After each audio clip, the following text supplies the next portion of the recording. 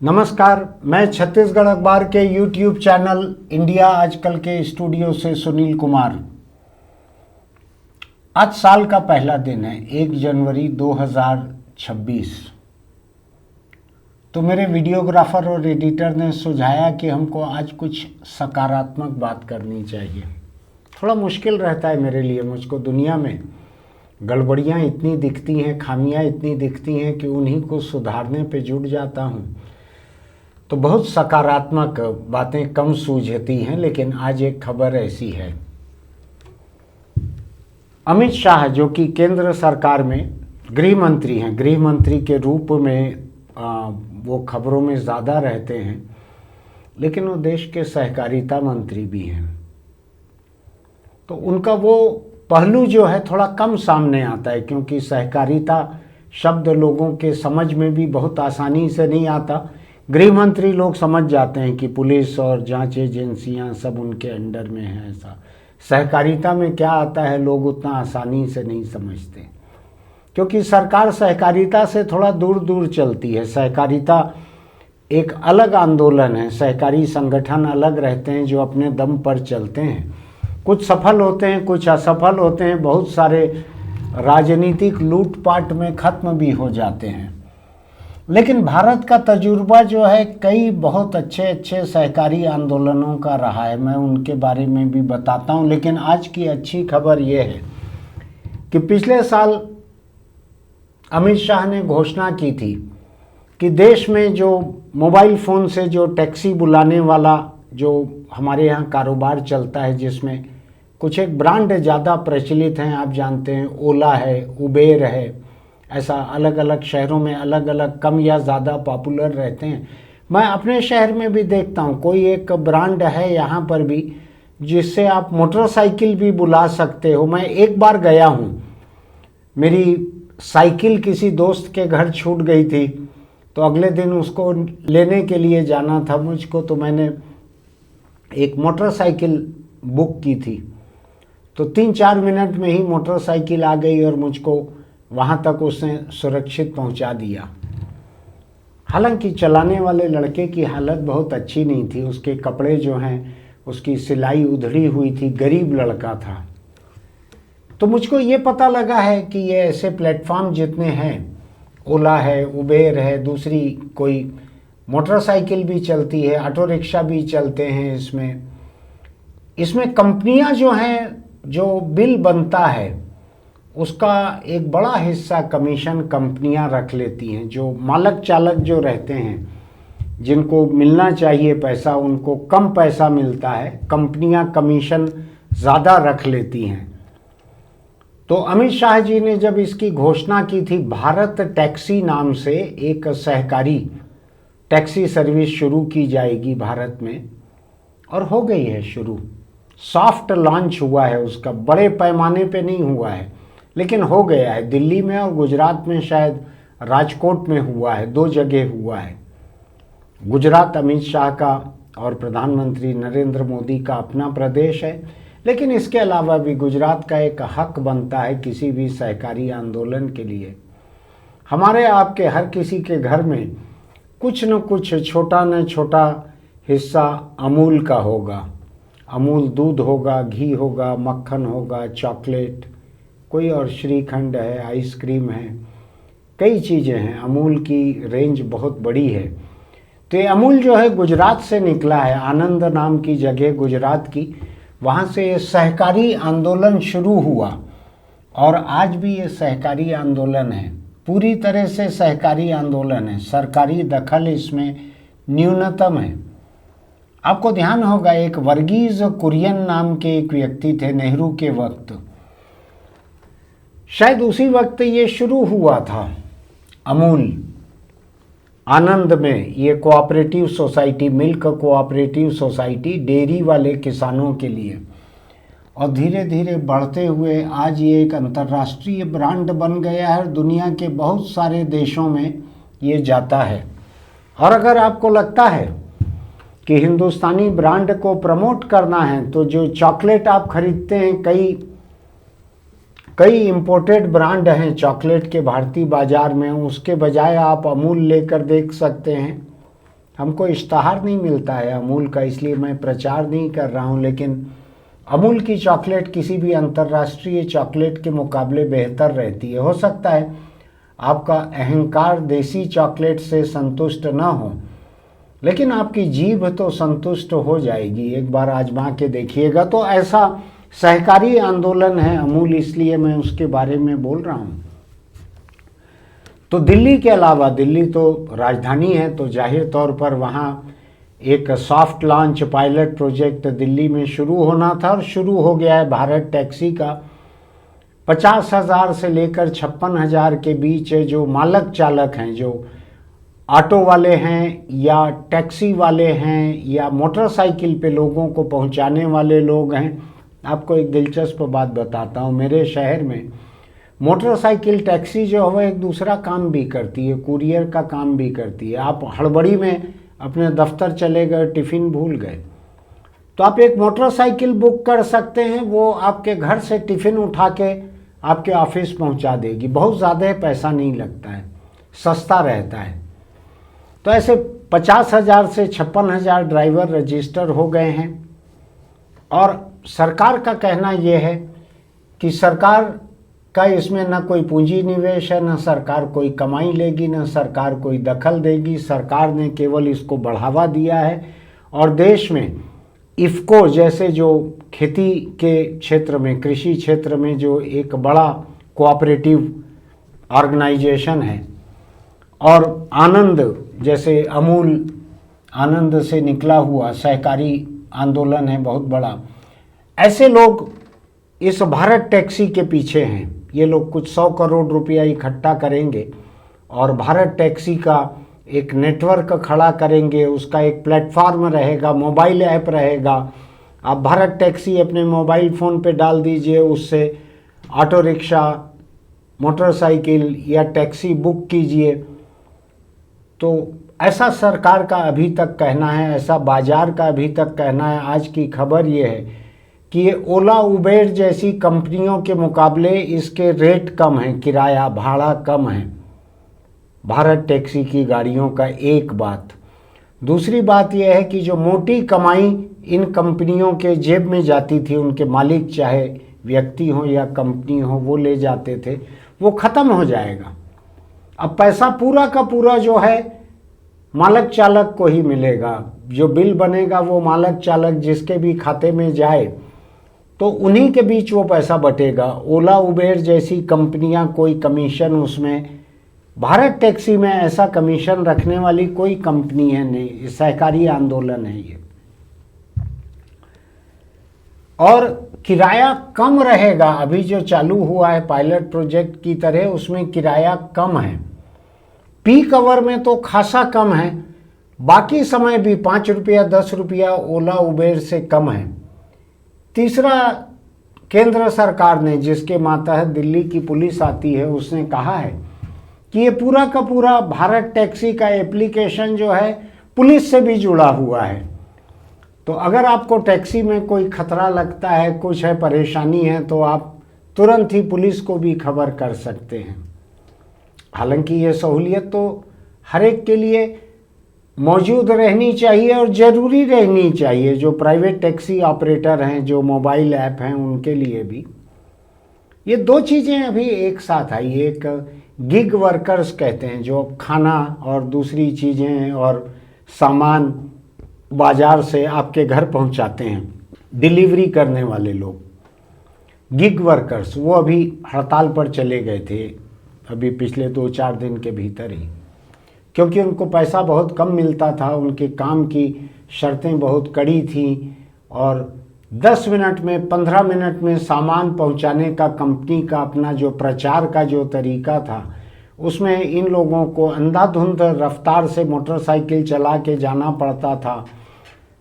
देर से पहुंचते थे तो जो नुकसान होता था वो इनके पैसे से कट जाता था। ख़राब हालत में है। अगर आप देखें अपने आसपास, जोमेटो, स्विगी, ब्लिंकिट, ऐसे कई टी शर्ट पहने हुए, मोटरसाइकिल दौड़ाते हुए और पीछे बैग में सामान लिए हुए लोग दिखते हैं। मेरे कुछ करीबी लोग भी इनसे सामान बुलवाते हैं कि 10 मिनट में टूथपेस्ट आ जाएगा। लोग कहते हैं कि इधर तेल गर्म होने के लिए चढ़ा दो और जीरा ऑर्डर कर दो तो आपका तेल गर्म होने तक जीरा आ जाएगा। ऐसा लोगों की आदत बिगड़ते जा रही है कि सुबह ब्रश करना है तो उसी वक्त टूथपेस्ट बुला लो, इस किस्म की आदत बिगड़ते जा रही है। मैं उसके पक्ष में नहीं हूँ, लेकिन ये दो चीज़ें अभी एक साथ हुई हैं, इसलिए मिला के बोल रहा हूँ मैं आपको कि ये कंपनियां जो हैं जो खाने का सामान फूड डिलीवरी करवाती हैं गिग वर्कर्स से, या जो घरों में सब्जी और किराने का सामान राशन ये सब भिजवाती हैं, या जो अमेज़न और फ्लिपकार्ट ऐसी जो कुरियर कंपनियां जो शॉपिंग वेबसाइट्स हैं, उनके पैकेट इन लोगों से डिलीवर करवाए जाते हैं, ये सब गिग वर्कर कहलाते हैं। इनकी कोई सुरक्षा नहीं है, गारंटी नहीं है, छुट्टी नहीं है, इलाज नहीं है, इंश्योरेंस नहीं है, कुछ नहीं है। उनका आंदोलन अभी चालू हुआ है।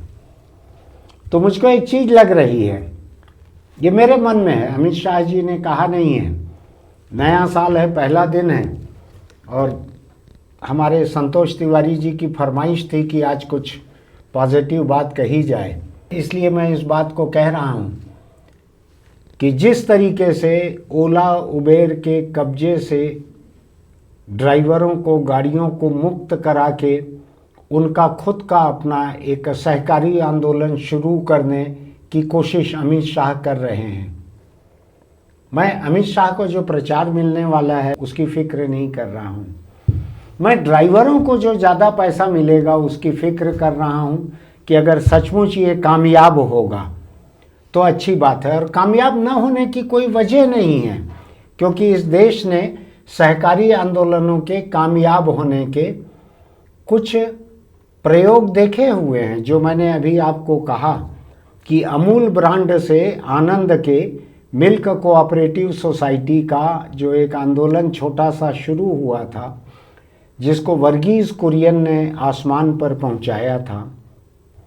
अब देखिए, आनंद के बारे में मैंने अभी थोड़ी सी जानकारी, उसका इतिहास खंगाला। 1946 में आज़ादी के ठीक पहले 8 महीने 9 महीने पहले 14 दिसंबर 46 को आनंद में, गुजरात में मिल्क कोऑपरेटिव शुरू हुआ था, सहकारी आंदोलन। और 1949 में डॉक्टर वर्गीज कुरियन वहाँ पहुँचे थे, थोड़े समय के लिए आए थे, वो उनको वापस लौट जाना था, नेहरू प्रधानमंत्री थे, उन्होंने भेजा था। और वर्गीज कुरियन ने उसको आसमान पे पहुंचा दिया। श्वेत क्रांति कहते हैं, उस समय जो दुग्ध क्रांति हुई थी, बच्चों के लिए दूध नहीं रहता था देश में, उन्होंने उसको आसमान पर पहुंचा दिया। आज हालत यह है कि 50 से ज़्यादा देशों में भारत का डेयरी प्रोडक्ट जाता है आनंद का, अमूल ब्रांड से। 50 से ज़्यादा देशों में निर्यात करता है मिल्क प्रोडक्ट इंडिया। इसके लिए 1999 में डॉक्टर वर्गीज कुरियन को भारत रत्न दिया गया था, भारत रत्न। सबसे महान काम सहकारी आंदोलन में हिंदुस्तान में आनंद गुजरात में हुआ।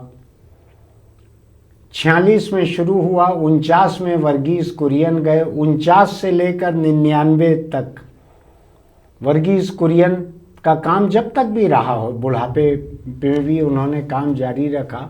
1999 में उनको भारत रत्न दिया गया। असाधारण डेयरी उत्पादन के लिए, किसानों के सशक्तिकरण के लिए और सहकारी आंदोलन के लिए। इससे बड़ी सफलता और क्या होगी कि आज अपने घर में मैं फ्रिज खोलता हूं तो अमूल का मक्खन दिखता है, अमूल की चॉकलेट दिखती है, आइसक्रीम फ्रीज़र में अमूल का दिखता है। मैं ब्रांड प्रमोशन नहीं कर रहा हूं, मेरी इसकी न डीलरशिप है न इनका इश्तहार हमको मिलता है। दूसरा प्रयोग सहकारी आंदोलन का बहुत बड़ा, इंडियन कॉफ़ी हाउस। मेरे शहर में शायद 13-14 हो गए हैं। आप देश में कहीं भी जाएं, आपको इंडियन कॉफ़ी हाउस हर जगह मिल जाएंगे, हर जगह मिल जाएंगे। इसमें आपको केरल के कर्मचारी काम करते दिखेंगे अधिकतर जगहों पे। ये भी एक कोऑपरेटिव मूवमेंट है, कर्मचारी यूनियन है, कॉफ़ी हाउस वर्कर्स यूनियन, उसी यूनियन का है ये पूरा का पूरा। वही सारे लोग शेयर होल्डर हैं, वही मालिक हैं उसके, जितने कर्मचारी हैं जो आपको लाकर सर्व करते हैं, जो भीतर पकाते हैं, जो बर्तन धोते हैं, जो मैनेजर हैं कुर्सी पे बैठे हुए, इन्हीं लोगों के ट्रांसफ़र भी होते हैं, यही शेयर होल्डर हैं। इनको तनख्वाह भी मिलती है, उसमें प्रॉफिट होता है तो उसमें हिस्सा भी मिलता है। ये प्रमोट होके मैनेजर की कुर्सी तक पहुंचते हैं, बर्तन धोने वाला भी आगे बढ़ते बढ़ते। ये एक दूसरा उदाहरण है वर्कर्स यूनियन का, जो हड़ताल उड़ताल नहीं करते। जब पूरे दुनिया में हड़ताल रहती है, भारत बंद रहता है, कोई प्रदेश बंद रहता है, तो भी आपको कॉफ़ी हाउस में खाना मिल जाता है, जहाँ जहाँ खुल सकता है कॉफ़ी हाउस। तो ऐसे कुछ एक अच्छे उदाहरण हैं हिंदुस्तान में। तो मुझको एक बात सूझ रही है, अमित शाह ने निजी पहल से इसको शुरू किया है, अच्छी बात है। अगर देश के दसियों लाख टैक्सी ड्राइवरों का इससे भला हो सकता है, निजी कंपनियों के मुकाबले अगर कोई कोऑपरेटिव मूवमेंट ऐसा चलता है जिसमें ड्राइवर को अधिक कमाई होगी, तो इससे अच्छा क्या हो सकता है। अगर मुसाफिरों को कम पैसे में, कम भाड़े में जाना मिले, तो इससे अच्छा क्या हो सकता है। इसको विन विन सिचुएशन कहते हैं। ओला उबेर जैसी कंपनियां अपना खुद का जुगाड़ करें। लेकिन मुझको इस मौके पे एक दूसरी बात लगती है कि अमित शाह की नज़रों में ये भी आया होगा कि देश के करीब करीब 1 करोड़ गिग वर्कर्स हैं। ऐसा बीबीसी की एक रिपोर्ट में मैंने भारत के गिग वर्कर्स के बारे में सुना कि there are around 10 million such workers here. तो 1 करोड़ अगर गिग वर्कर्स हैं यहाँ पे, तो क्यों नहीं इनके लिए एक ऐसा सहकारी आंदोलन शुरू किया जाए, सहकारी कार्यक्रम बनाया जाए जिसमें ये डिलीवरी कर सकें। आखिर जो प्लेटफॉर्म है खाना ऑर्डर करने के, स्विगी है, जोमेटो है, या सामान बुलाने के लिए ये ब्लिंकिट है, और भी कई कंपनियां हैं। तो ये कंपनियां पैसा कमाती हैं बहुत सारा, और इनको बहुत कम पैसा देती हैं। गरीबी में जीते हैं ये लोग। आप इनके कपड़े देखिएगा, खराब हालत में रहते हैं। तो सरकार अगर चाहे तो ये जो भारत टैक्सी जो चालू हो रही है, इसके साथ जोड़कर, इसके सफल हो जाने पर इसके साथ जोड़कर गिग वर्कर्स कोऑपरेटिव एक चालू हो सकता है। क्योंकि घरों में सामान की डिलीवरी, मेल ऑर्डर आने वाला सामान, खाना ऑर्डर करने वाला सामान, खरीदी, किराना और दूसरी खरीदी का सामान, ये घटने वाला नहीं है। लोगों की आदत अब हो गई है, अपने घर में बैठ के रात को 11 बजे डोसा खाना है तो ऑर्डर करते हैं। तो इन कर्मचारियों को, इनकी जो कंपनियां आज की हैं, जो रेस्तरां से या दुकानदारों से मोटा कमीशन लेती हैं और गिग वर्कर्स को बंधुआ मजदूर की तरह रखती हैं, इनकी हालत सुधारने के लिए भी केंद्र सरकार, अमित शाह सहकारिता मंत्री देश के, कुछ कर सकते हैं। मुझको लगता है जो भारत टैक्सी का जो मॉडल चालू हुआ है उसका विस्तार हो सकता है। आखिर प्लेटफॉर्म तो एक ही तरीके का है, उसमें भी मोटरसाइकिल पे लोग लेके जा रहे हैं, पीछे सवारी बैठाकर पहुंचा देते हैं। यहाँ पे भी बड़ी कंपनियां आज इनको बंधुआ मजदूर जैसा रख रही हैं, कुरियर पहुंचाने वाले लोगों, कुरियर लोगों को, गिग वर्कर्स को। इनकी आज़ादी के लिए भी केंद्र सरकार को कोशिश करनी चाहिए। तो मेरी पूरी शुभकामनाएं हैं एक और कोऑपरेटिव मूवमेंट को। इसमें राजनीतिक दखल ना हो, जैसा कि आनंद अभी तक चल रहा है बिना राजनीतिक दखल के, ऐसा ही ये भारत टैक्सी का आंदोलन ऐसा ही हो।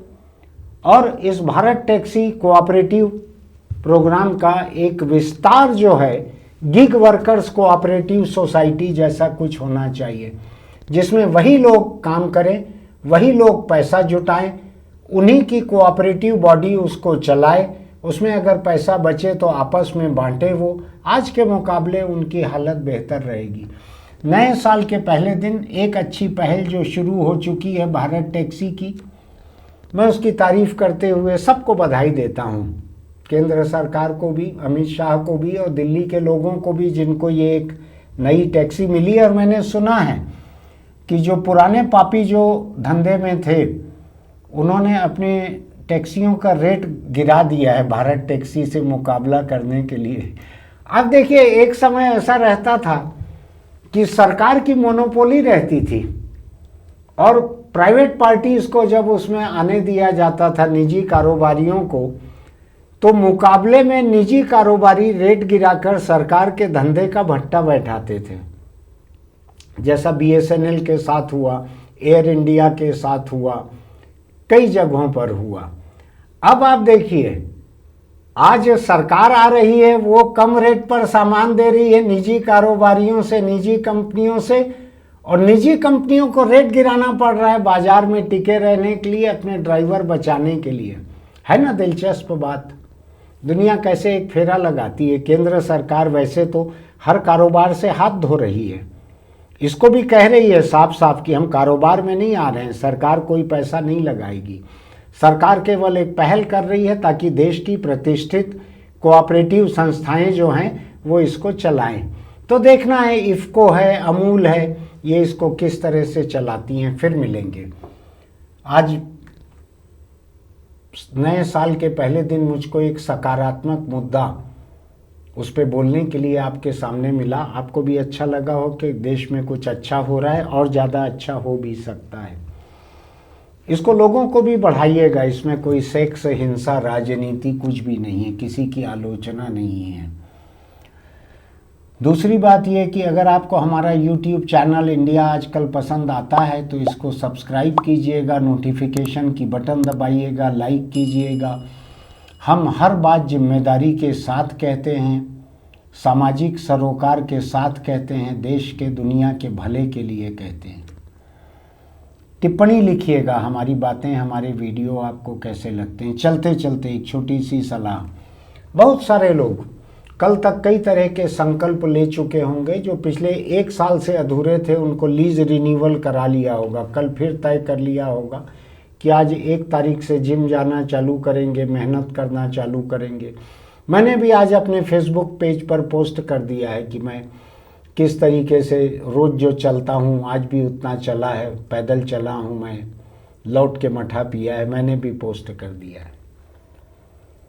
तो एक संकल्प लेने का समय है आज कि तंबाकू कैसे छोड़ा जाए।